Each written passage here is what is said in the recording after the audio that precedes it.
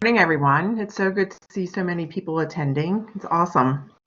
I am, as Mary Beth said, I work for Behavior Intervention Services. I help support the Chantilly Pyramid. I've been in there. Not only do I support it, but I also raise my children in it.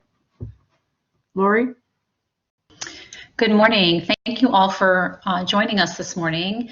Again, my name is Lori Creighton. I am also a behavior intervention teacher for Behavior Intervention Services, and I support the Robinson Pyramid and a couple other schools within Region 4. And Michelle and I have been doing this for quite a while. And this is probably one of our favorite parts of our job, is to be able to work with parents. So thank you for having us. Let's get started. One thing I wanted to tell you, we do have midway through, we will have an opportunity for questions at that time. And then again at the end. So, and of course, actually you can't put them in the chat, I guess. So you'll have plenty of time to ask questions. Okay, so connect to the Padlet link. Lori's going to put the link up in the chat room. Or if you have a phone with a QR code reader, go ahead and scan it, and we're going to go to an activity. So my children are all adults, and so I've lived the dream of raising 3 teenagers. I have 2 boys and 1 girl. My girl is the youngest. And just like you know, there's the good and the bad and the ugly of raising teens. And the whole message about this is that for the most part, your kids are awesome. And so we wanted to start off our webinar a little bit today with all the things that you really do appreciate about them. So sense of humor, a lot of sense of humor, that's awesome. Responsible determination. I bet you in today's schooling, determination and resiliency is pretty high up on the characteristic.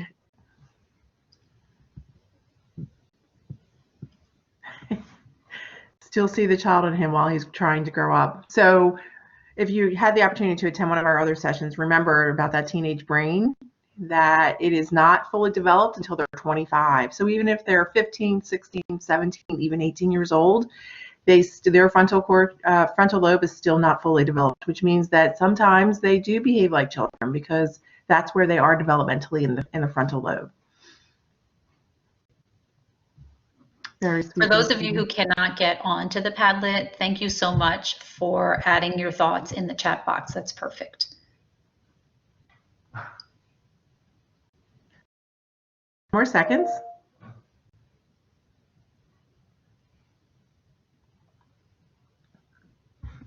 Okay.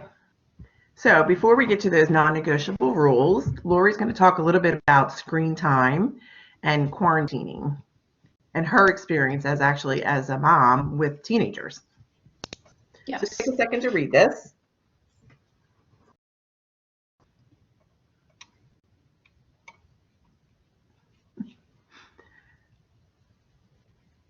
So communication is really important.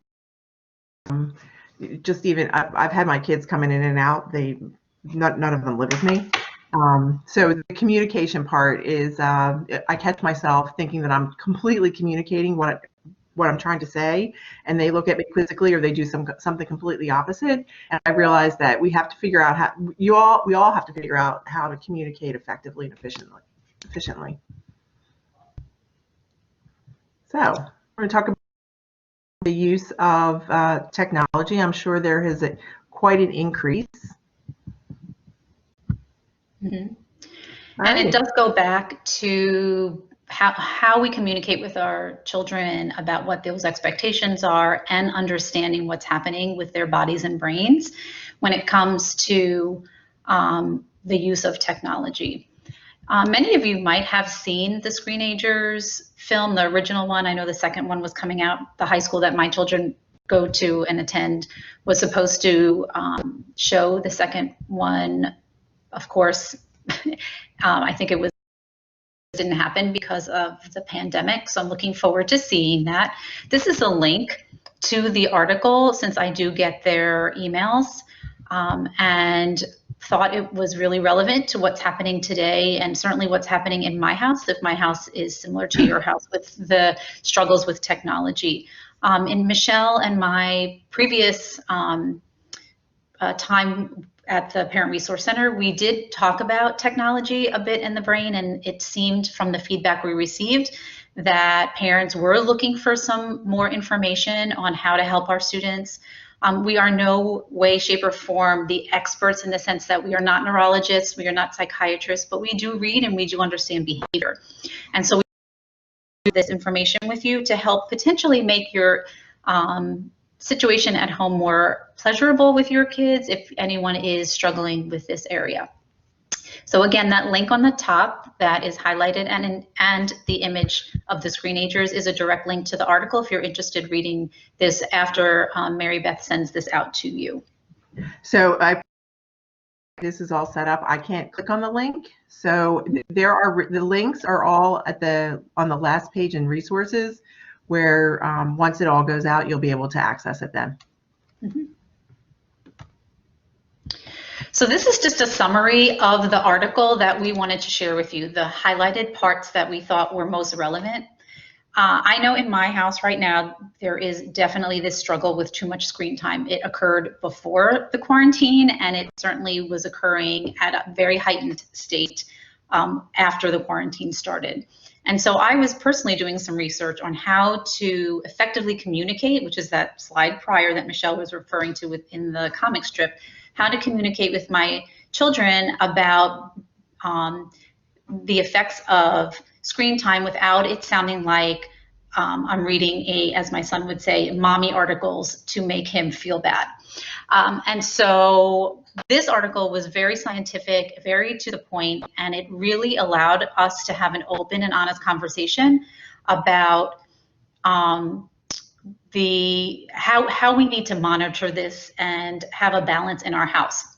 So the takeaways from this article was that the continuous screen time does create this very high level of dopamine that's secreted nonstop, because it is a very pleasurable activity for our kids, and honestly for many adults as well.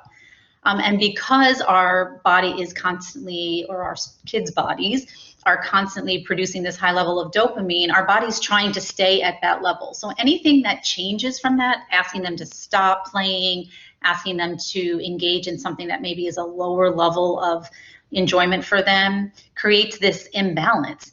And therefore, it really does have an effect on their body. And boredom becomes a very big issue because their body's trying to get this pleasurable feeling, and it's not happening at those kind of lower level pleasurable activities. And so those physical changes are really occurring.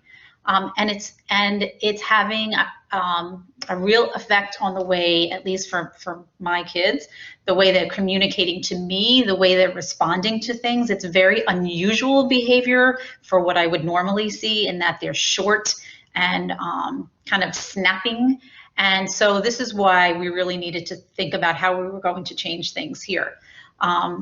If you are experiencing similar things, just to have some of those connections, please feel free. You can click on your picture on the bottom of your screen, and you'll see a green agree and a red disagree. If you are feeling similar experiences to what's going on in my house, please hit that agree button, or you can, in the chat box, click in there, and there's that little emoji smiley face. If you click on that, there's also a thumbs up button that you can click on, just so that you can help me maybe feel like I'm not so alone, and maybe some other people out there who are experiencing similar things.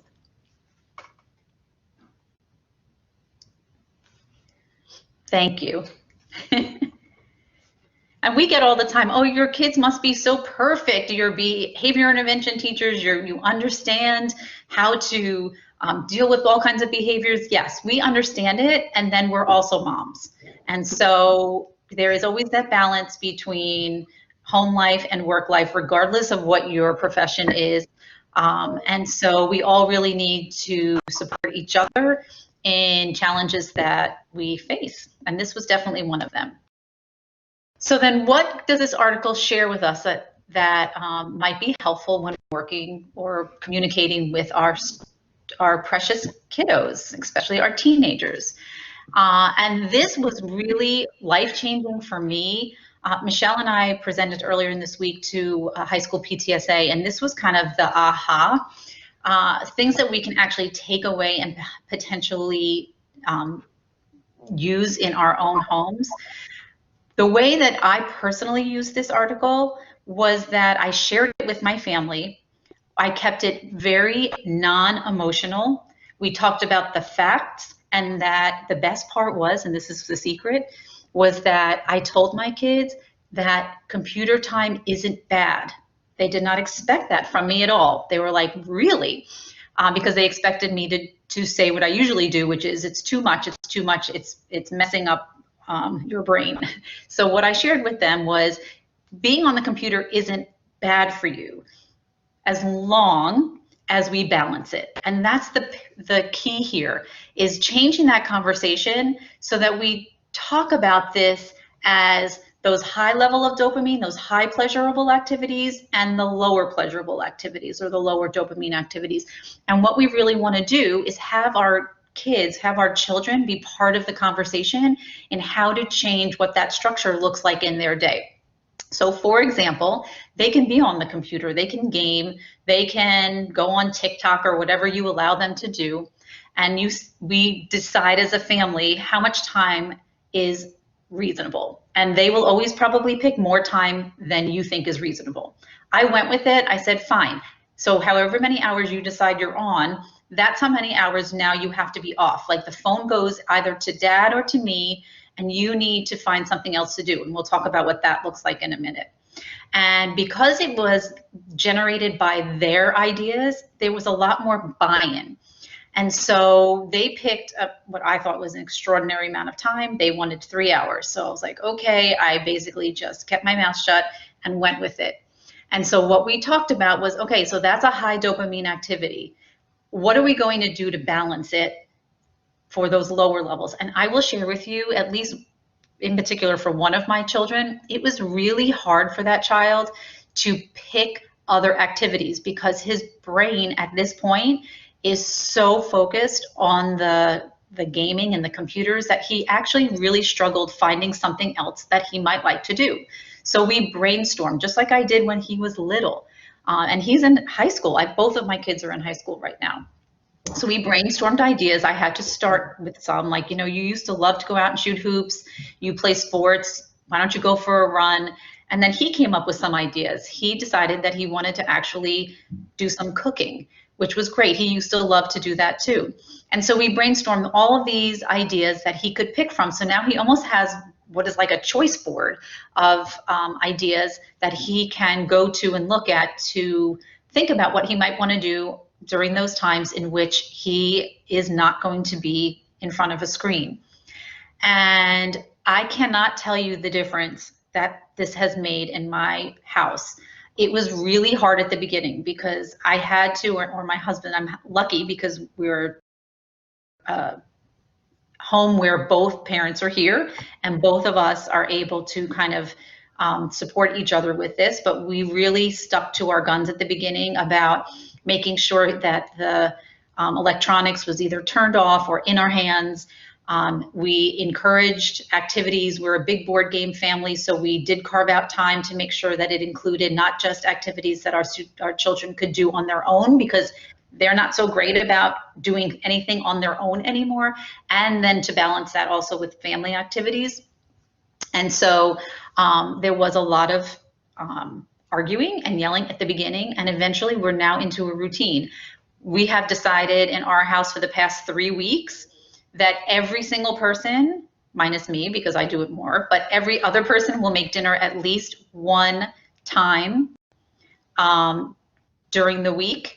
And this past week, when my son decided to pick the day he wanted to make it, he was struggling and he almost gave up. And my daughter, who's older than him, she's 17 and he's 15, decided to help him, which is, if you have siblings, isn't always what happens. But this time they did. And I don't care what the meal was, the fact that they were engaged in an activity that didn't involve a screen and they decided to help each other and do it together was like a very proud mommy moment for me.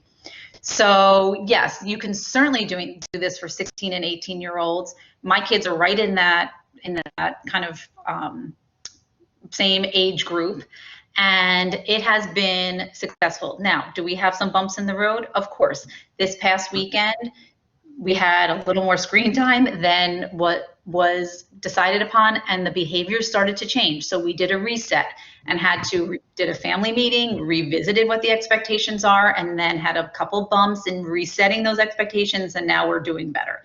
So we are doing the best that we can during this situation.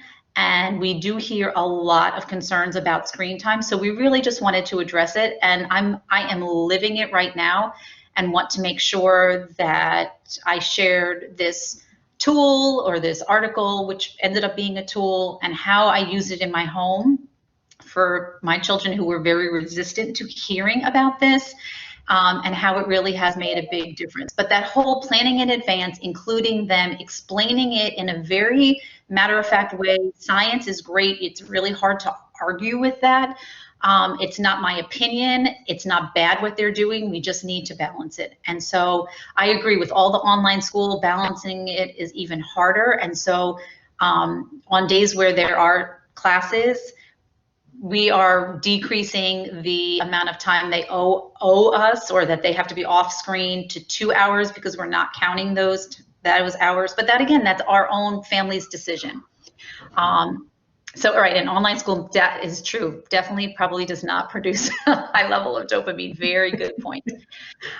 So this is, I just, again, wanted to share with you what I am living and how this applies directly to our teens and our lives right now. And when they go back to school, which they will do at some point in their lives, whether it's high school or college or a job, they're going to have to learn this life skill on how to turn things off, how to find pleasure in something other than whatever it is that produces those high level of dopamines. And this is just part of their learning experience. And it's a great opportunity right now to teach that to them.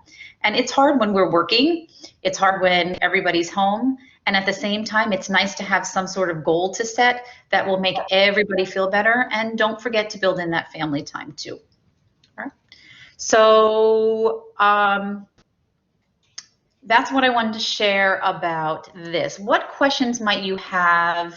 Again, it even can just be a thumbs up if you're making a connection to all of this. We'll have an opportunity in a little while to share some thoughts. But if you have anything specifically related to this screen time, we're happy to hear it in the chat and potentially answer some questions now. So I'm going to take the question about my 18-year-old thinks it's better she can control her screen time on her own. Mm-hmm. So if you have the opportunity to read the book from Michael Bradley, Yes, Your Teen is Crazy. Remember, by 18, we as parents really should be the consultants to our children, not their managers. I think taking all of Lori's suggestions and ideas, you can still implement them. And she is 18, and sometimes she's going to leave your house, whether it's to go to school or it's to move out on her own. So think about being a coach to them about, okay, well, tell me, you can still have that same discussion about what can you do differently, or tell me what you get out of it. Can you share some of the things and explain to me why it's so addictive? And I think as adults, as technology has taken over all of our lives, I think, you would be able to really relate to what your daughter or son is saying. And then the last few people who definitely have some great thoughts and concerns about the way in which our children can multitask, especially when they are in class. It might even be nice to, and this goes along with what Michelle was just saying, ask them, like, how is that working for you? If your children are pulling A's and B's, or they are responsible in turning in their work, and they're responsible in doing their chores, whatever those expectations are, if they're meeting them, then maybe the question is, are they functioning in a way that works for them? It might not work for us, but if it's working for them, then do we need to ask them to change? If they answer the question, how is this working for you? And they say fine, and they're not doing well in school, then that's a conversation that you can have with them. That I'm glad you think you're doing fine. This is why I'm not so sure it's as fine as it should be, and explain, and then come up again with a plan together. The together piece, that collaboration, that coaching, is really what's going to allow our children to make the change, because they don't like when we tell them what to do. And there are times when we do have to tell them. There are guidelines we have to put up. There are rules in our house. And then there are times where they actually have to learn to think and problem solve on their own. And if it means that they end up not having such a great grade, then that's a good conversation to have. Well, I'm glad you told me last month that when I asked you how things are going, you thought they were going great. Well, now you have a D, or you failed the class. So clearly that didn't work for you. Let's come up with other ways that might be that might be more beneficial or more helpful for you to feel successful. Because it probably doesn't feel so great to not do well in the class. So those are the types of conversations that can come from those kind of collaborative and coaching sentence starters or conversation starters that you can have with your children. Hey, Lori, can I ask a question? Maybe you can share. Of the screen time, is that just to be gaming, or is that for like Google Meetups where, like 18 kids are on and they're all just kind of socializing? So again, it depends on what you set as your guidelines. For me, what we said here, it's mostly well, for my son, the gaming is the socialization. For my daughter, for her, she can spend hours watching that TikTok thing. So when she's actually engaging with a person, as if they had the opportunity to be face to face, and there wasn't, and it was just a conversation, I am not counting that. But I'm that's just, again, that's the decision we made in our house. If we're doing something together as a family, like watching a movie, we don't count that as screen time, because that's something that falls under our family time. So we just had to set those guidelines for each of the kids. And something that we'll talk about later, each child has rules or guidelines that work best for them, because my daughter doesn't game. So she doesn't have to have the same types of guidelines that my son might have. So she's more flexible in when she gets on and gets off her phone or her iPad, where he will sit for hours upon hours. So the plan that we made for each child really is individualized to what is most pleasurable to them and how we need to balance that. So, really, the net of this is, and it's description of parenting. It is an ebb and flow, and what works one day doesn't work the next day. But there are a couple of questions about. So, what happens when or if the child says, "No, I'm not getting off"? So this came up in our previous training. Again, we are probably mean. There have been times where we have shut down our internet. We have Verizon, so you can actually turn off certain devices in your house. And so we have actually done that, and just be prepared for a lot of screaming, because again, that dopamine level is so high that to turn it off, it shuts off that pleasurable activity immediately. And so our kids, or anybody where that happens to, is going to have almost like a quick drop. And so just be prepared. But that's something that we have done. We try not to do it. We give warnings. There have been rare occasions where, though, we have had to do that. So kind of just like that last bullet point of the PowerPoint there of stick to the plan. It's going to be, It may become uncomfortable, and it may come to the point where you throw up your hands and you go, okay, fine. But the more you can keep your word, or the more you can collaborate with your team, the more successful and happier I think people will be in your household. I agree. And Erin, I love what you just posted. This, Michelle and I use a lot when we're talking with teachers, when we're talking with parents. It's kind of that when-then pattern. So when my children want access to something, instead of saying to them, you can't do this now, or oftentimes what we'll use is, sure, you can do that when you finish your chores. All you need to do is finish your chores, and then you can, go and play on the PlayStation. So this way, it's not that the responsibility of the decision is on you as the parent. It actually then puts it on them. They can do it. They just have to get other stuff done first. So that is a great tool to use with our children. So thank you so much for bringing that up. Hopefully, through the rest of this webinar here, you will, some of the questions that you have in the chat box might be addressed a little bit, and if not, like I said, there will be two times into which you'll be able to have the opportunity to ask questions. And Michelle's going to talk a little bit about reaching out to teachers, but if you have, your kids can be 8 or 18, having taught middle school and certainly supporting high school and supporting my own children. As much as we want our children to advocate for themselves, reach out to their teachers, you are still their parent. If you have questions, please don't hesitate to reach out to their teachers. That's what we are. That's what us as educators are here for. Okay, to make sure that that all kids are learning and that there is that communication between home and school. Absolutely. Okay, so what are we to do when we have shelter in place? So here are some ideas of things that we can do while quarantined. Just like Lori was just talking about, setting those expectations and sticking to them. It's really important that what I heard Lori say, it's an ongoing conversation. So what worked at the beginning of shelter in place and what it might look like now, I'm sure is completely different, because we were still operating from, oh no, there's, the schedule is really busy, we have a ton of stuff to do, and no, you can't have all that screen time, and you need to get your homework done and all that. So now it looks different. What are we in, week 10 or 11? So it's important to continue to review those expectations, and we'll talk a little bit about how you negotiate some of them, when it's the appropriate time to negotiate them. When there is a problem like too much screen time or not getting work done, having that conversation, instead of you providing the solutions and you telling them what to do, think about inviting them to be part of the solution. So where it is, again, it's a back and forth. So just like Lori described what she did, she's like, okay, so tell me, how much screen time do you think is fair? Or tell me, what time do you think you should go to bed?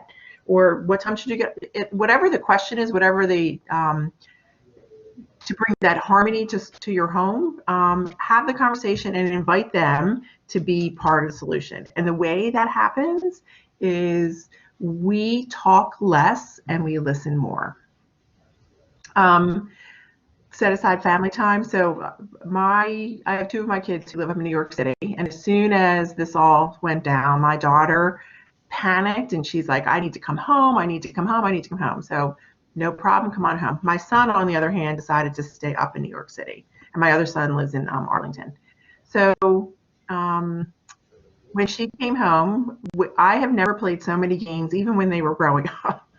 But it was such a treasure, and I was talking with friends last night about this. It is such a treasure right now to have this time with your kids, because you're never going to have this opportunity again to really get to know your teen without the distractions of life. And then, not that there aren't distractions, but the intensity of how some of our teens navigate high school, like all their clubs and their sports and their friends and their activities.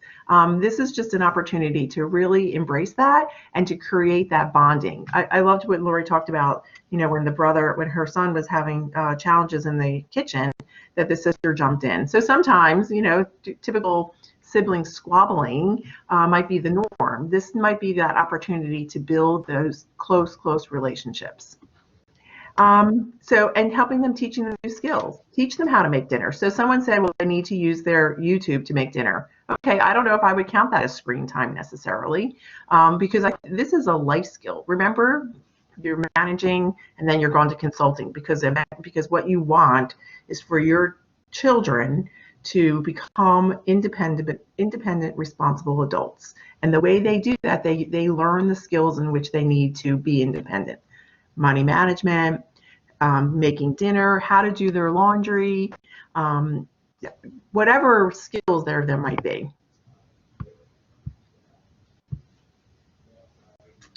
All right, so here is the opportunity for share out and questions. Mary Beth, can I ask you a favor, please?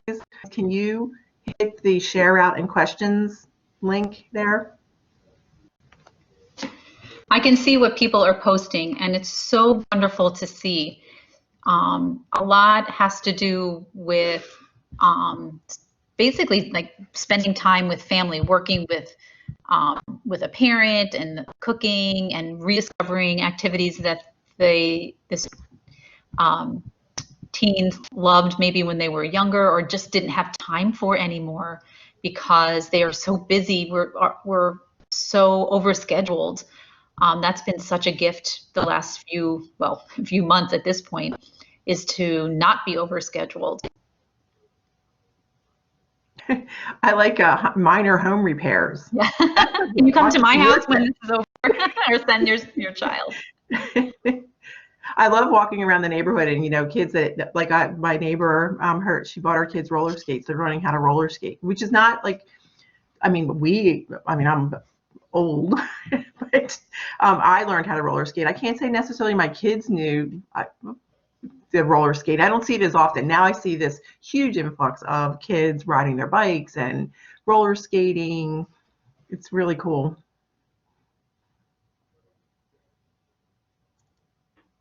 Skateboarding. So tell me,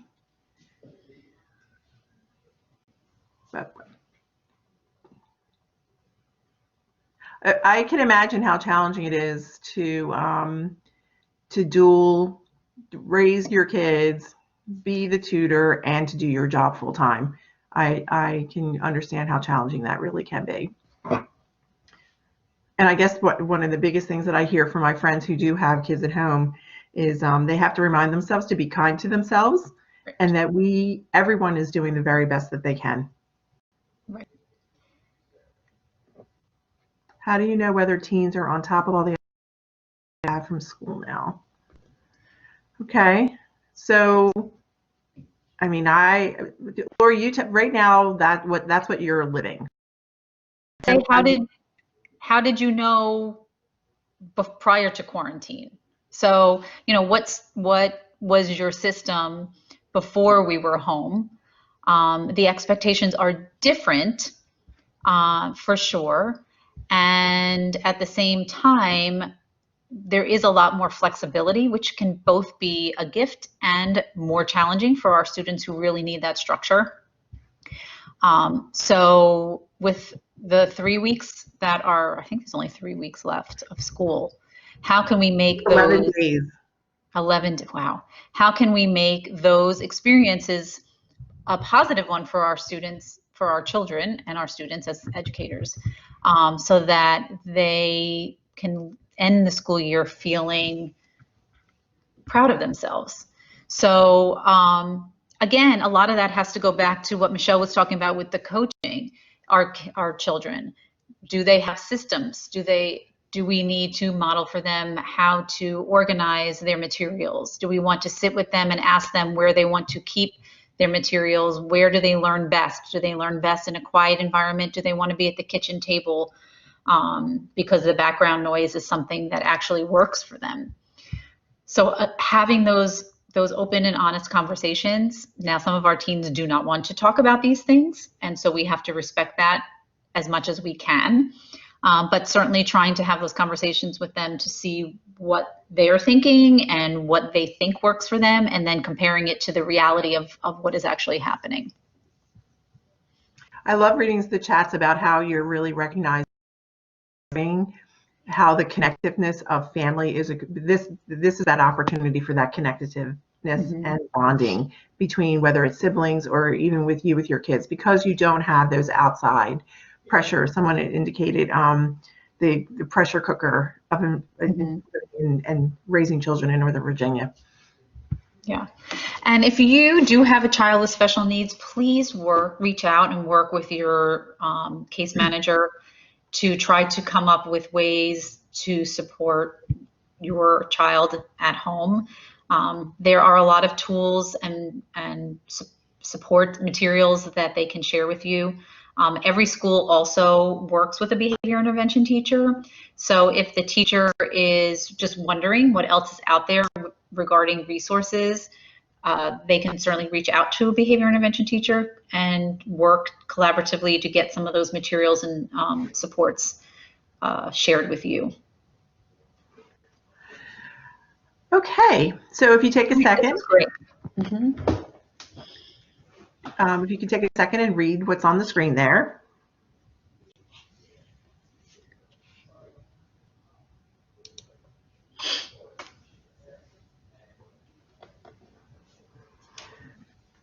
So it's just, we talked about, it's just like someone said, whether they're going to throw a tantrum. Remember that frontal cortex of the kids' brains, that sometimes they behave like 2-year-olds. So teenagers and toddlerhood sometimes can look very similar.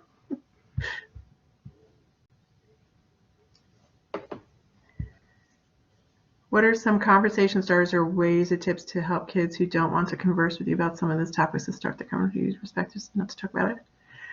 All right, can we get to that one in a minute, because you might get some information from here, and then also I might be able to refer you to, I don't remember if we recorded the Teen Brain one, but if not, I will certainly, we'll be able to address that at the end. Okay, so now we're going to get to those 10 non-negotiable rules for raising a teenager. I wonder why that's not working. Okay. No one ever said that raising teenagers is for the faint of heart, and while all parents genuinely want what's best for their children, teenagers seem to talk in a completely different language that's coded with a weight of meaning.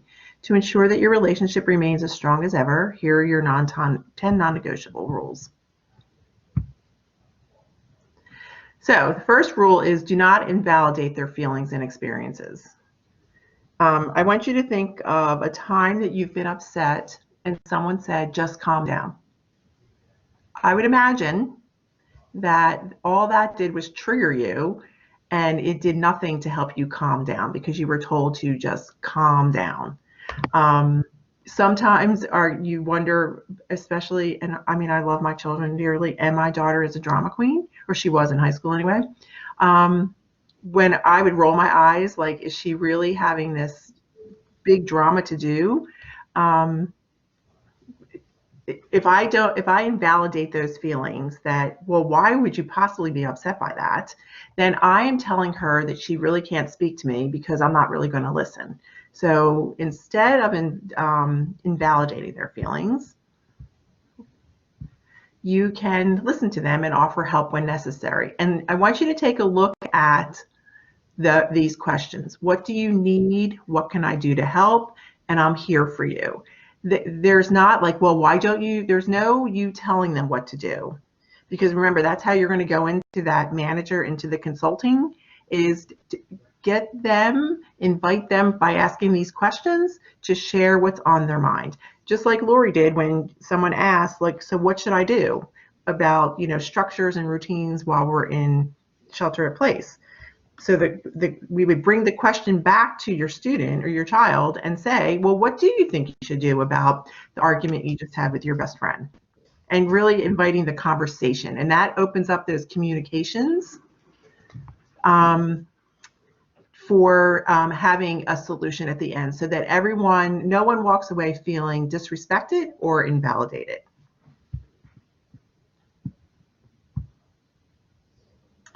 Have clearly defined rules that apply to all teens in the house, regardless of gender. So I am 57 years old, and I am a Jersey Italian girl. And every Sunday, we always had family dinner. So my grandmother and grandfather came over, my aunts, uncles, cousins, the whole thing. And as you can imagine, huge amounts of food, and we all sit and we laugh and we have a good time. And then when dinner's over, who do you think cleaned the dishes? It was all the females. And my brother, because I'm the oldest of 5, and there's 4 girls and 1 boy. And my brother was told, oh, don't worry about it, Harry, you can just stay at the table. One can imagine how resentful that was. Even though that was kind of like the norm back then, it certainly is not the norm today. So being very conscientious about how it is that you assign chores. And assigning chores doesn't need to be like, okay, here's the chore chart and here's what you must do. Again, if we invite the cooperation, if we invite the input from our children about what needs to be done around the house, then, and okay, so who wants to, do you want to clear the dishes, or do you want to set the table? So giving them choices like that invites more cooperation.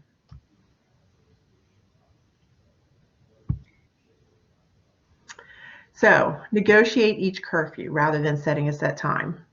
If you can go onto your face on the bottom left of the screen, you see your face with a check mark next to it. If you can click on there and tell me how many of you before shelter in place occurred had a set curfew with a thumbs up.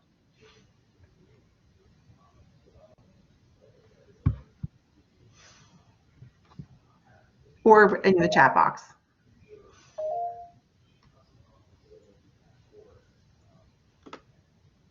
I don't know if it's interactive or not.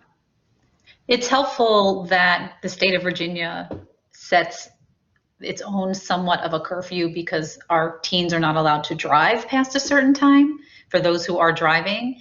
So it does help us parents if you are okay with your children staying out that late, because you kind of can blame it on the law. Well, you can't drive past whatever at midnight, I think it is. So you have to be home.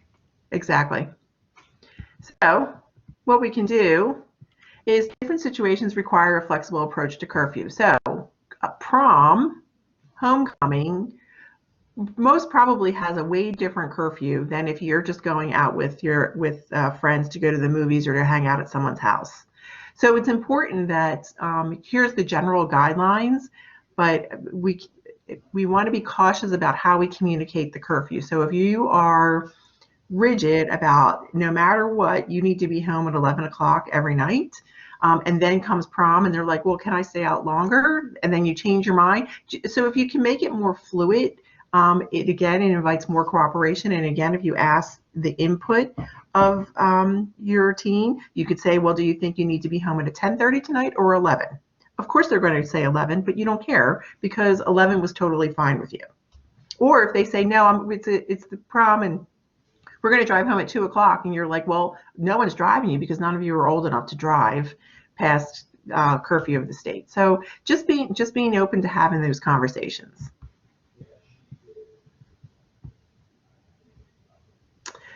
We're going to go back to those chores, those life skills. I think someone talked about that they're a homeschool mom of a senior.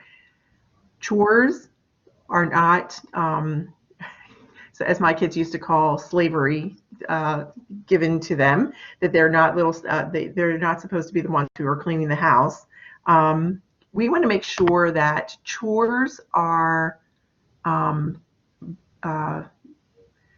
applicable for when they are going to be out on their own. So when you talk about your son or daughter going away to college, yes, they'll have a meal plan, but they're still going to know how to do all their laundry. When they go out and live on their own, they're still going to they're going to need to learn how to cook. Laundry, I thought this was a really good example. It's great that they can sort their laundry. My son is 29 years old and he still doesn't sort his laundry.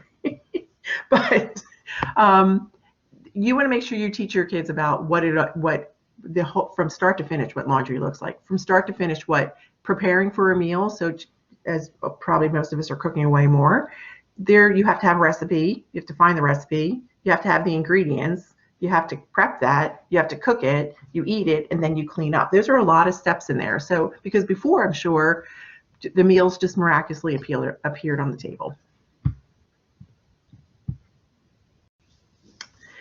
It's really important to give them the outlets to freely express themselves. And you have to, like, different families have different expectations, and that's fine. I mean, your son or daughter understands that. But if you have your children who one time they put an orange streak in their hair, my suggestion is that you might want to think about pausing, and even though you might be angry about it because they did it without your permission, to take a pause, to pull yourself away, and then say, huh, that looks kind of different, or what made you put a streak of orange in your hair? And there might be a reason, or there might not be, and it might be that they are trying to just express themselves. So, and again, it's not gender related. So you can have the sports athletes as the females and males, photography, music, art, whatever it is, it doesn't have to be gender based.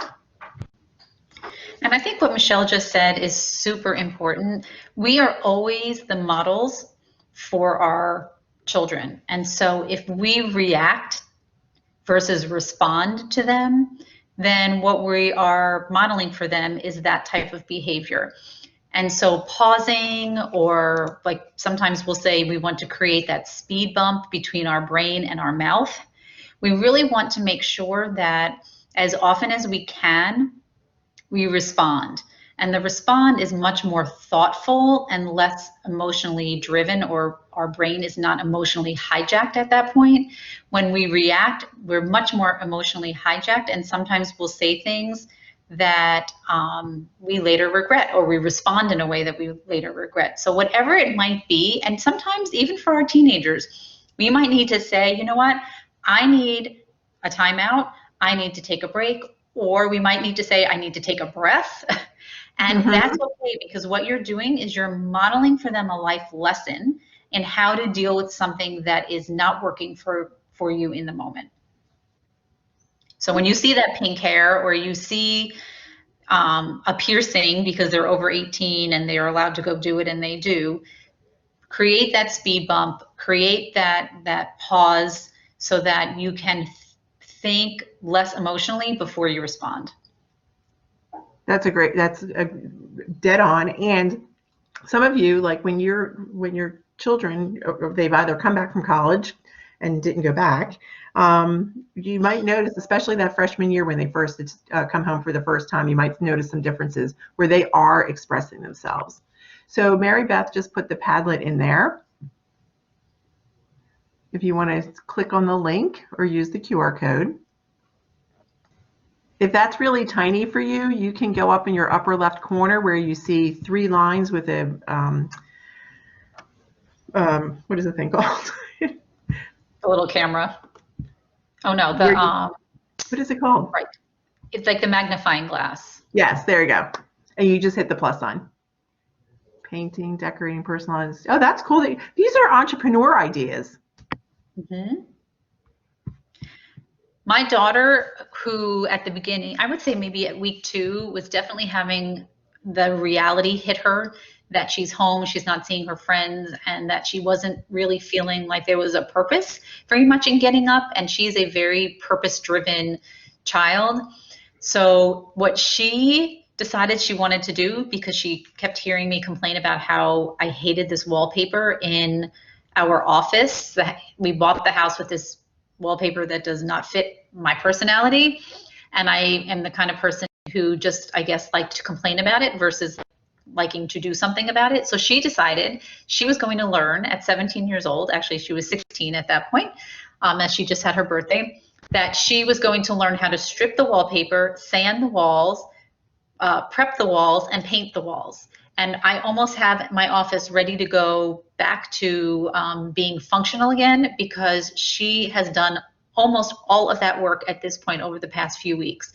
So you never know what anyone is capable of until opportunities arise. And this would not have been an opportunity for her had we not been home. And I am super, super grateful. So although it was not a hobby for her at the beginning, it is now a hobby. I told her she can start doing this when the pandemic's over for other people and maybe pay her way through college. No, she didn't like that idea. Well, if you really take a look at all of these things, someone who enjoys sewing, the shortage of masks, I had to go online to buy mine because I gave my sewing machine away. So these are just such amazing outlets. And so really applauding and encouraging your children to continue to engage in, because these are the things they love doing. And so that that stimulates the front of the brain as well, that dopamine. If it brings them joy, then you are going to have a happier teenager.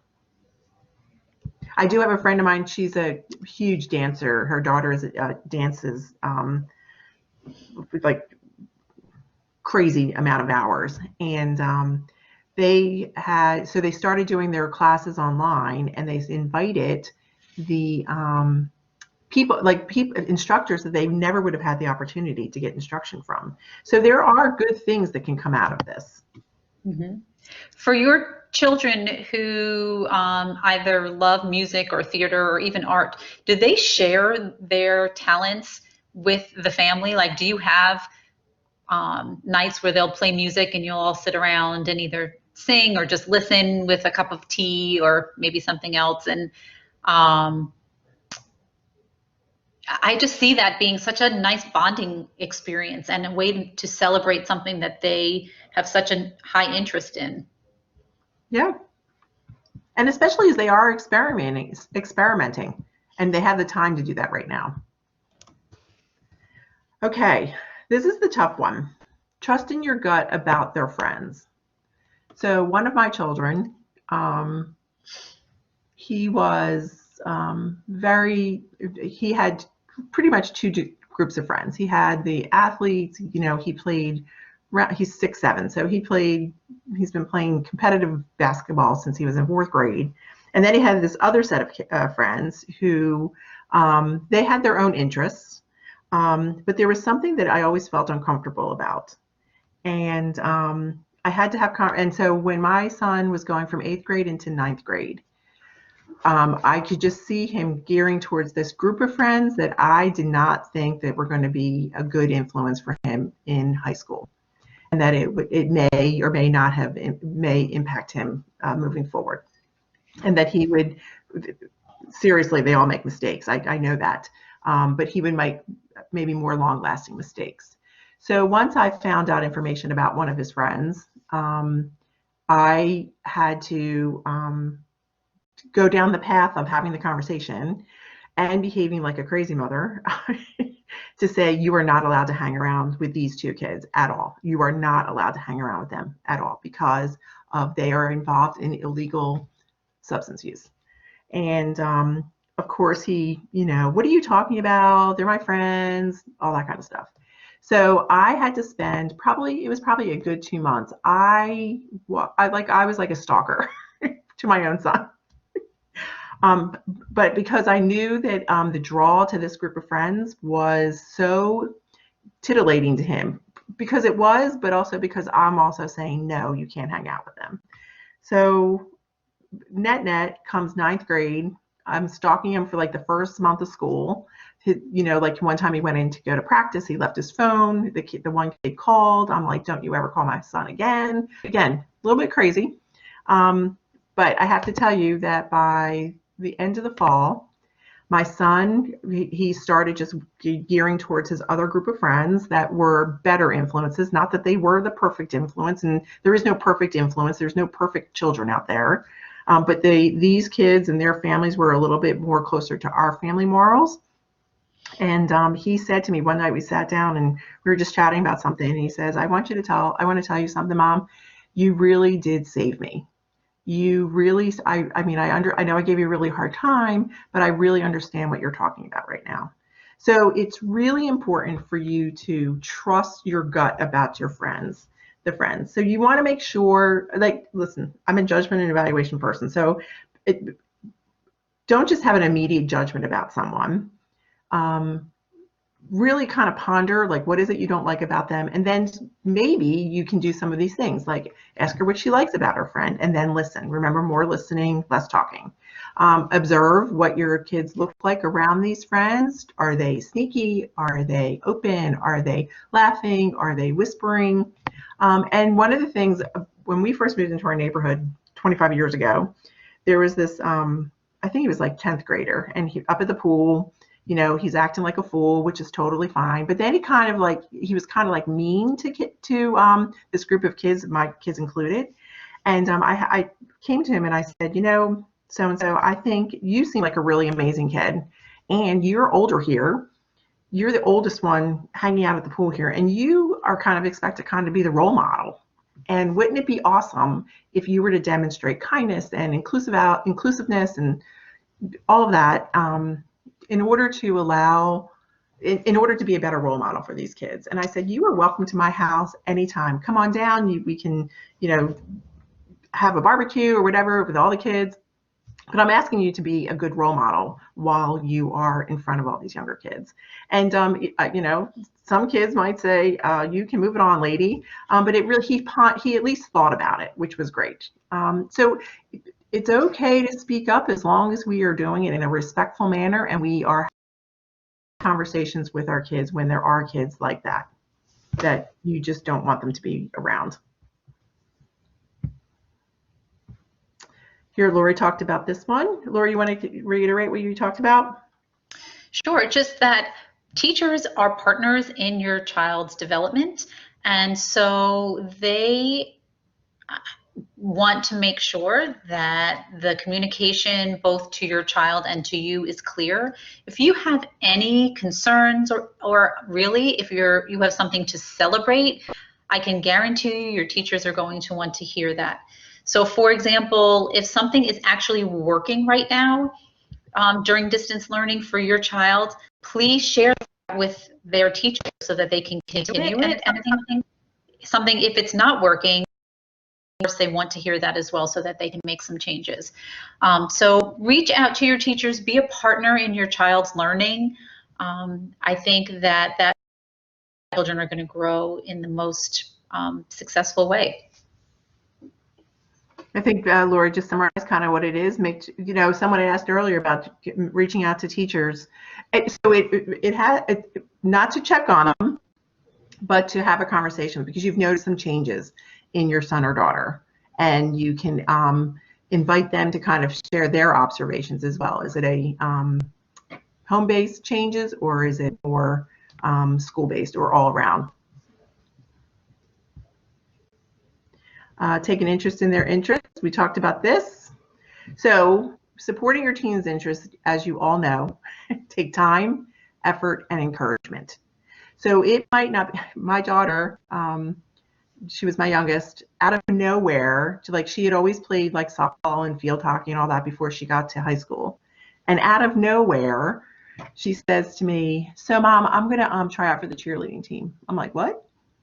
And I have nothing against cheerleading at all, but it was so out of the ballpark for what I was expecting for her to talk about that it took me like a day or two to wrap my head around it.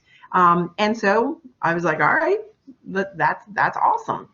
And so the time, taking her to practice all the time, the effort of going to the competitions and encouraging her to, like she had never cheered in her life. So encouraging her to be the best that she can. And again, with all those activities that your kids are involved in right now that you talked about the hobbies they've gained or they're continuing, that encouragement is really, it is your children will treasure that because again, it's a non-controversy time. So when you are able to provide the encouragement, for them to be great and to enjoy and embrace their passions, the better they feel about themselves, which means that makes your relationship better. This is huge. So we never talked about the managing and consulting. If every time your kids make a mistake and we fix them, one of two things is happening. One, you're telling your son or daughter that you don't trust that they can problem solve on their own. And the other is they are never, ever going to learn from their mistakes. I had a friend whose daughter was very needy. And she went to, my friends moved to California. She was here in Virginia going to school. And literally through 3 years of her school, she contacted her parents because the professor was being unkind, or can you proofread my English paper? And that is not helping your children in any capacity. It's really important for you give the message when a mistake is made that a mistake is just a mistake. It's not the end of the world. I will help you. I will listen to you, and I will encourage you to come up with a solution.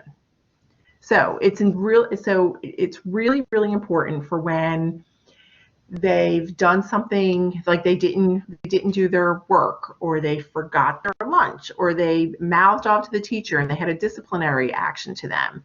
If we always come to the defense of our kids, that we give them the message that they never need to be held accountable for their behavior, and that is just not how the world rolls in any capacity. Because once they leave you and once they go to college and once they're independent adults, the world does not say, oh, poor Sam or Sally, it's okay. They're gonna be held accountable for their behaviors.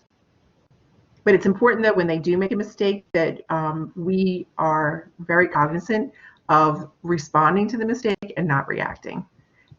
And I will tell you, I know how challenging that is. I've reacted just as much as I've responded after raising my kids. It's really important to be honest with them. They know when you are lying. They know when you are over-exaggerating their skills. So we have to be really careful. And again, we're going to go back to what Lori talked about. We are their role models. So if they see you acting fake to other people around you, like, oh, I just love that sweater. And if someone's, you were just fantastic in that play, and then you turn around and you say, oh my God, that is the ugliest sweater I've ever seen in my life. You are setting the precedence that is okay to tell lies. So it just happened to me, Michele. Really? Yes. So when one of the nights where my son was making dinner, I told him, oh my gosh, it smells so good. I know it's going to be delicious. And he says to me, he goes, Mom, you would tell me it was delicious even if it wasn't, because you always tell me how great things are that I do. And I was like, well, that's a life lesson.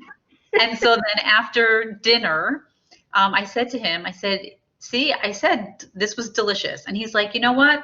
It was good, but it wasn't delicious. And there were things I could have done to make it better. And I was like, wow. So lesson learned from my end that yes, I can be delicious. I can be honest and I can say things are delicious, but it's going to be more meaningful if I actually let him explain his feelings about something. And if I don't make something always so perfect and wonderful, but I'm honest. And so he definitely taught me that lesson this past week. I love how often we're humbled.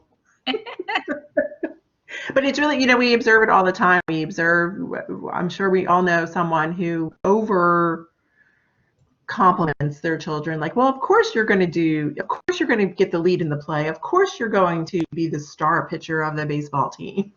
And it doesn't really help them. And again, it creates a sense of distrust. Mm-hmm. So a couple of comments in the chat, Michele, while you're talking that relate to this. I see someone else has a connection to the way that they communicate with their kids, as I do. And this doesn't mean we can't help our kids. If you happen to be, let's say, a good editor, or you're really good in math, of course we can sit and work with our kids and help them through things that are hard or frustrating. That's our job as a parent. At the same time, it's nice to be thoughtful in the way we're communicating with our children by maybe first asking them what they think their strengths or their needs are with regard to their work or whatever it is that they're working on. Like, what are you really proud of in this paper? What do you think you are going to be excited that when the teacher reads it, and what are some areas that you're just not really 100% comfortable with? And so then again, that can open up those lines of communication for some of those who are looking for some clues. And if you agree, great. And if not, then rephrase it. You know what, this is a good start. I think it doesn't necessarily support the argument, or how can we make this argument stronger, and open up or keep those lines of communication open. But we of course can support our students. I am not a great editor. My husband is a much better editor. My kids know that they want to go to him. That's fine with me. Math, they'll come to my father. So I mean, everybody knows where people's strengths are.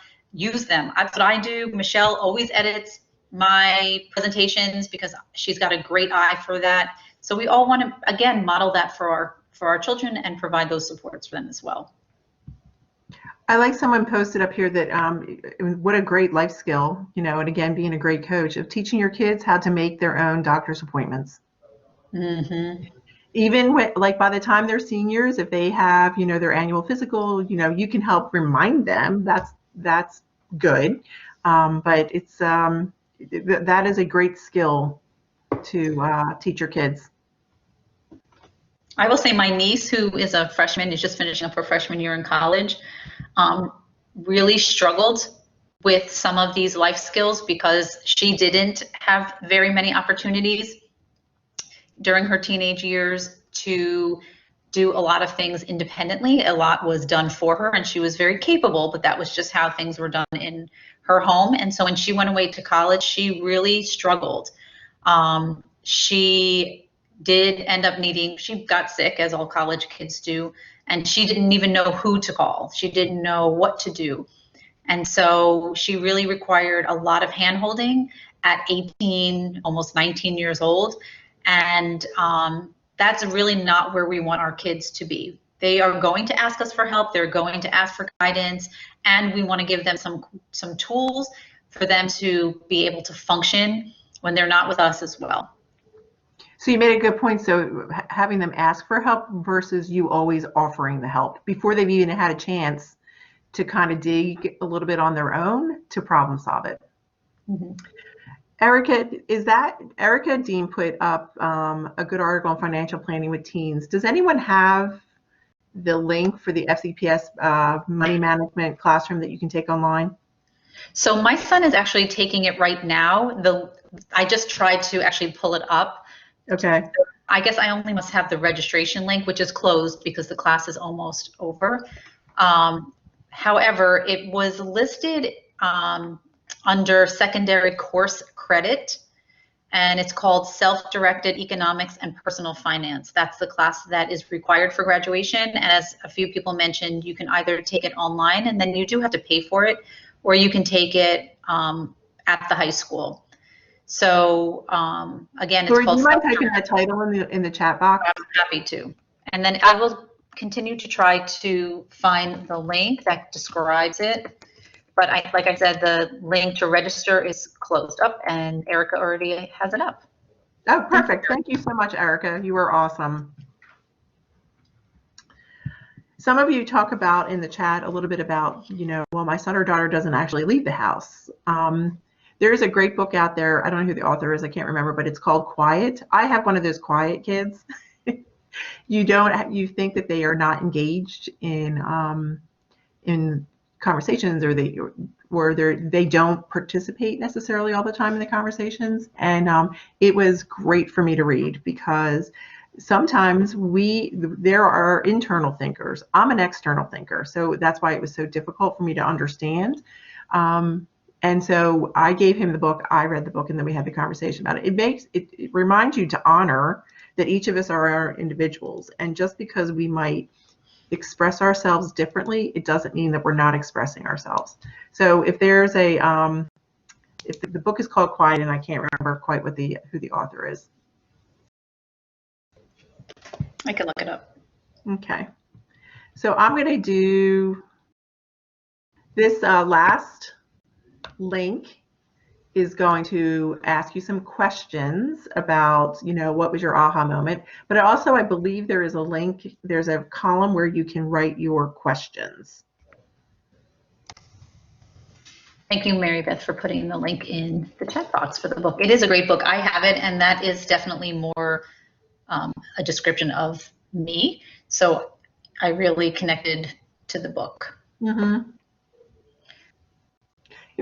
My husband gets so frustrated when our son doesn't respond in conversations. So we might want to buy him a copy.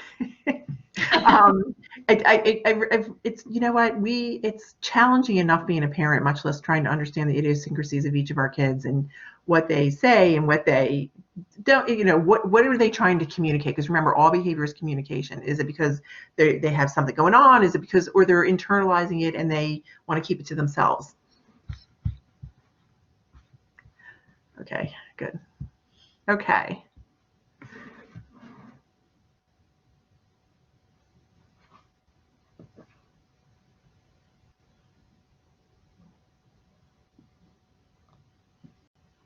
I believe that Mary Beth is going to share the presentation as well as all the supporting articles that go with it and the links to the articles, which is on the last page of this PowerPoint.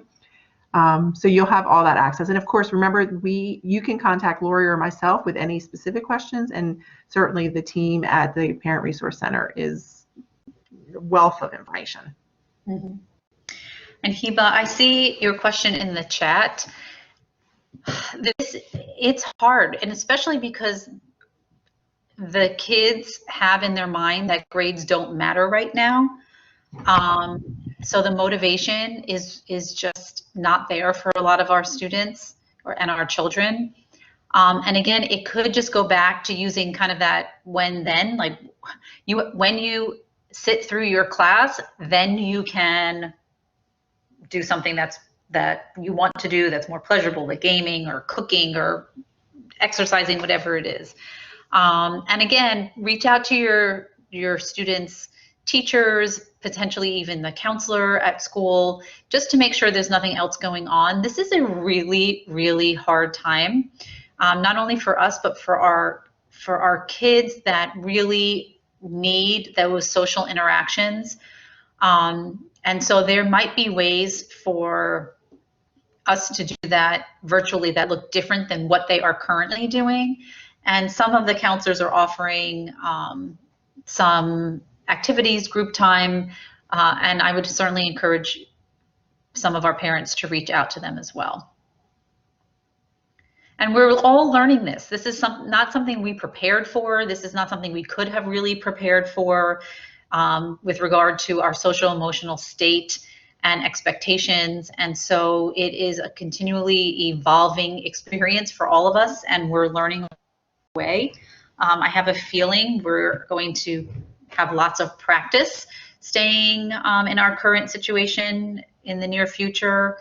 And so please continue to reach out to those around you for support, whether it's in school or whether it's through private connections you have through your church or synagogue or whatever it might be, because we all really need to feel connected and part of something right now. And whatever that might be, don't hesitate to reach out and look for those connections that are healthy and helpful. I'm going to just add on to that, the whole keeping track of, stay online, stay engaged, then you get to do this. I caution any of us as parents to be sitting right next to our teens while they're on their periodic checks. Absolutely. But just be careful that we don't hover and then become the bad guy or the bad coach. Mm-hmm. So they know that because again, that's teaching them the responsibility part of their academics. I will say again, this is just an example of what we're doing here. And trust me, a lot of my ideas come from other parents. We steal and share ideas all the time. One of the rules in our house that we enforce as best as we can, and it's not perfect, is that during school time, those 2 days for the 4 45-minute sessions, if you are working in your room, your door needs to be open. Mm-hmm. Because we were having some issues of not really engaging with the instruction. And so again, it was that you can work in your room, you just have to have the door open. If you don't like that plan, then you can work somewhere else. So those were that was kind of how we are trying to problem solve that issue of being distracted by other influences, whether it's a video or a TV show or wanting to rest. So we just asked our children that if they're not working in an open space in our house, which is fine if they like the quiet, that they just have to have their door open. And again, I can't, and neither can my husband, we cannot sit next to our kids. We're both working.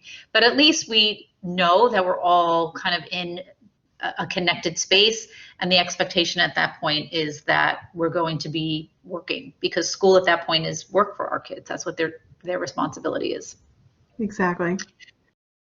Kind of look at some of the questions that people still have. We just talked about the top one, strategies for keeping some kids on school online. If you come up with a perfect solution for that, please let us know. That's something we're all learning as we are navigating this new normal. Again, just that one example of just having doors open instead of closed, because then at least people are typically working quietly and not disrupting everyone else, where sometimes I feel like when the door is closed, conversations can get louder because people are just more excited. I like the third one down. How can I stop from going to a mind virus? Well, you can't. Right. Because or we you all gone to the spiral. For what they are right now, right? Right. Experience the spiral. Recognize that you're irrational. You're being irrational, and remember if you have the opportunity to read Michael Bradley's book, it would be great. And again, he also has the Yes, Your Parents Are Crazy for teens. Your kids, for the most part, 99% of your of our children are going to be okay, and they're going to be their own okay. Right? It could be that whatever decisions and what they might look like at 25, 30, 35, 40, it's their okayness. So I can totally relate to the spiral, the mind, where the mind can take us is to like, oh my gosh, this is going to be so awful. He's never going to get into a good college. Well, I tell parents this all the time. There is a college out there for every kid. So ladies, this is Erica, and I have been compiling a few of the questions. Is this a good time for me to ask them? Perfect. All right, so one of the top questions that we received throughout this is, how do we rationalize accepting kids wanting to have the screen on while they're doing activities? So whether it's a hobby or schoolwork, or they feel like they need the screen to be able to guide them, how do you manage that balance of wanting to limit screen time, but also understanding that the quiet can be really challenging for them, and that for some it may help to have the screen on to stay focused? I'm wondering if that screen time, if we're talking about music playing in the background or something like that, I don't know if I would actually count that as screen time, or listening to a podcast in the background, or listening to an audiobook in the background. I wouldn't necessarily call that screen time because they're not engaging with it.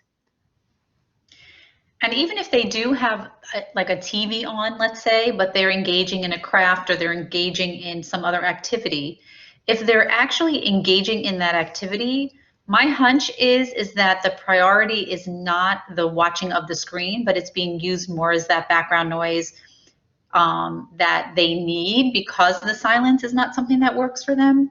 So again, looking at it as how is it impacting the outcome of whatever it is your child is engaging in. If it's too distracting and that your child cannot engage in what it is that they're expected to engage in or that they want to engage in, then that's a conversation. Mm-hmm. I see that you have the TV on and you're sitting here for an hour and you still have not put one puzzle piece in the puzzle. So we're going to either turn the TV off, or these are your options. You can listen to music, something that maybe isn't so visual for them. But again, it's really, what is the purpose of the screen being on, the music being on, the podcast being on, and how is it impacting what you want your child to be doing at that time? Absolutely. Michele, anything? That's awesome. And then the other thing is, when we're wanting to encourage our kids to take the screens away, to pause them, to be engaged in the real world, what are some suggestions that you have for helping to make that transition go more smoothly? We've all had where our kids fight back. I know you covered that some, but just to reiterate some of the transition ideas that you have for helping to ease that time. I'm going to let Lori take this one because, I mean, I don't have the direct experience, because when my kids were younger, the cell phones were just starting to come out, like by the time my daughter was in like freshman year. I will say it's hard. I mean, I don't know that there are like specific guidelines or answers for that question. I think it's mostly about consistency. The minute we kind of let those reins get loose on something that is so high on that kind of pleasurable list, and we allow to engage in that activity for an extended period of time, it's going to be hard to separate from it.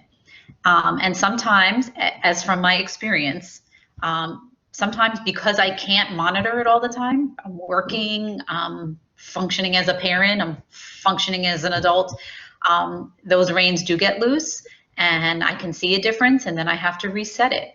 And so it's really, I think it's going to be about setting expectations, setting those expectations with your children, and being consistent in implementing those, whatever is acceptable to you. There are lots of art, like the article we shared, lots of great resources out there in setting or sharing what the medical profession feels is an acceptable amount of screen time for our kids. And then there's the reality of what's actually happening, especially now.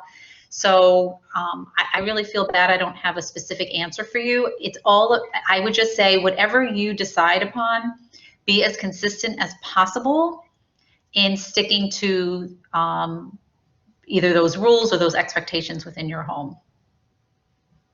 And that goes back to really making sure that you have the expectations and that you are consistent with implementing those expectations. And make them clear. So your children should know exactly what those expectations are because they've been part of creating those expectations. You might have to write them down. You might have to make a contract with your kids, or you might have to just say it verbally because they're great rule followers.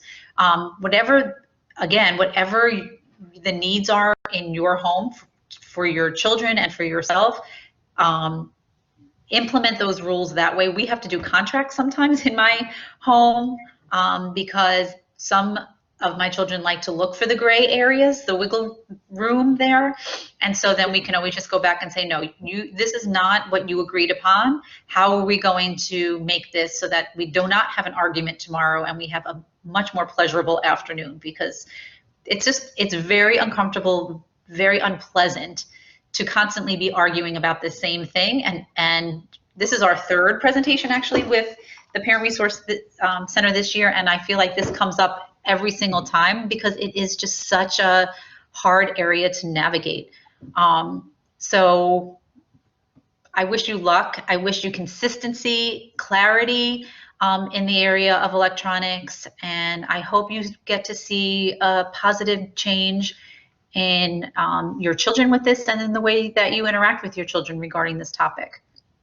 Mary Beth just put up a link to a workshop they did called How to Raise a Screen Smart Kid. It's on their YouTube channel. Mm-hmm. That's great. So Lisa, I hear, you know what, I agree. We have an abundance of advice, suggestions, ideas at our fingertips.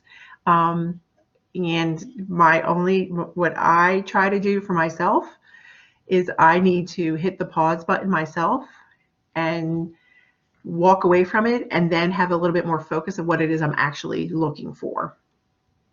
Because if you just do how to raise a teen, you're right, you're going to get 5 billion hits on how to raise a teen. And you'll see one side will say this and another side might say this. So we have to be in the right state of mind when we're trying to do some of that research. And being in the right state of mind brings me to the next question of what advice might you have for self-care in living at home with teens who aren't wanting to talk to us, who might be having attitude challenges? How can we manage to stay sane, particularly if they're some of the only people in our house or if we are in a large family? Sums up a few of the questions we received. It really is good. It really goes back to what Lori was talking about. It is having those conversations, and remember, having conversations, not us as parents dictating and saying this is the way it's going to be because I said so. Really inviting cooperation. Now remember, there are some non-negotiables, okay? Like, yes, you do have a curfew, or yes, you do have expectations in the household. And when it starts to become escalated, the best thing that I did was take the time out to stop and take my own time out, because, or whether it was 15 seconds, because the studies do show if you are having a conflict with someone and you want to react to them immediately, it's not necessarily going to be exactly what you feel, because it's going to be emotion based. So if you could take 15 seconds of just breathing and thinking of something else in your head, you can think of whatever you want, your grocery list or how annoyed you are with your teen, but just having a non-emotional face, taking a 15 seconds to just take a breath and then respond. It gives your brain time then to respond to the conflict that's occurring. And then if they keep going at it, because that's what they do, they keep saying, well, because, well, why can't I? Why can't I? And then what we've done, what I've done, my husband and I both did, we just said, this is not a productive conversation. I need some time to pull myself together, and we can talk about this after dinner, or we could talk about this before we go to bed. But right now, we're not talking about this. And sometimes, it takes a lot of, it takes a huge effort to then just walk away. Mm-hmm. But the more consistent we are in that message, the more your kids are going to understand. It's kind of like, when you raised your 2-year-olds and they had the first humongous temper tantrum they had because they wanted the M&Ms. And you're like, no, you're not having the M&Ms. You're not having the M&Ms. If we always gave the M&Ms, they have learned that all they have to do is have a temper tantrum and they'll get whatever they want. If after the 3rd time you're like, no, we're not having the M&Ms, by the 4th time they're gonna start to say, can I have the M&Ms? And they're already gonna know what the answer is, and so they're just gonna stop asking, because you've conditioned them, for lack of a better word, that your word means your word. And the other thing is too, just for that self-care piece, right now, just because we are very busy, we're home, it's so hard to balance everything. We are also not running around in our cars, overscheduled outside of our home. It might be a nice time to wake up a little bit earlier than our kids, because we might actually be able to do that right now, and Great take idea. a half an hour, do some mindfulness, go for a walk, do something for yourself for that self-care. So that you're starting your day off in a better mindset than we might have in the past, just because we might be able to use a little bit of that gift of time that we have right now to do something for ourselves. That is going to be challenging to do, again, once we get back to our non-quarantine lives. So take advantage of that now. What I really liked about what you just said is that, sorry, I got distracted and I lost my train of thought. Oh my gosh, sorry. It's all good. It is nice to be, and as the weather is getting nicer, those walks can get even a little longer.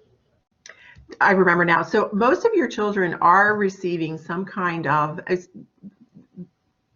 like social emotional learning. Like the school counselors are doing an amazing job of putting out mindfulness, breathing, and all that kind of stuff. You can start a conversation with some of your kids and ask them, hey, I'm wondering, have any of your school counselors or teachers or whoever, have they shared resources for managing shelter in place, for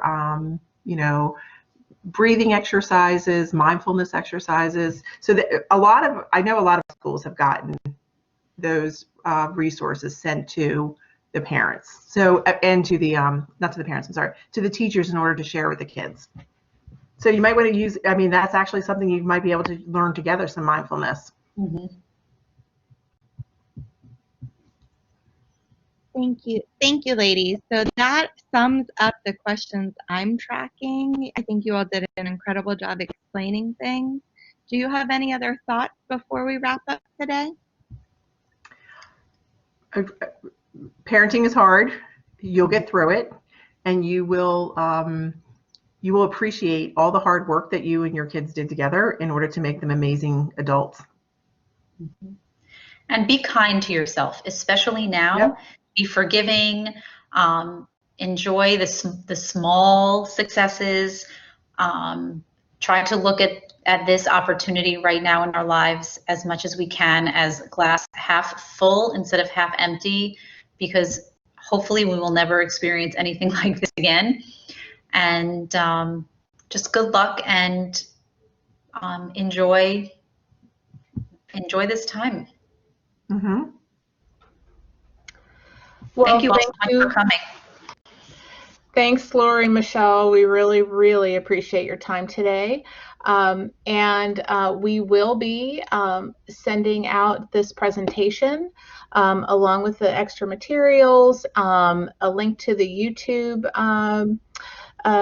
version of this, as well as some of the resources you've posted. So again, thank you, everyone. Please contact the Parent Resource Center if you have any further questions. We are open virtually and are happy to meet with you via phone, answer any emails you may have, and certainly schedule a conference call, a virtual video call with you, whatever you might like. We have one more webinar coming up on Tuesday, which is around executive functions. Again, Behavior Intervention Services is providing that webinar for us as well. So that registration is still open. And again, thank you all for sharing this time with us today. Have a wonderful 3-day weekend, and we look forward to working with you again.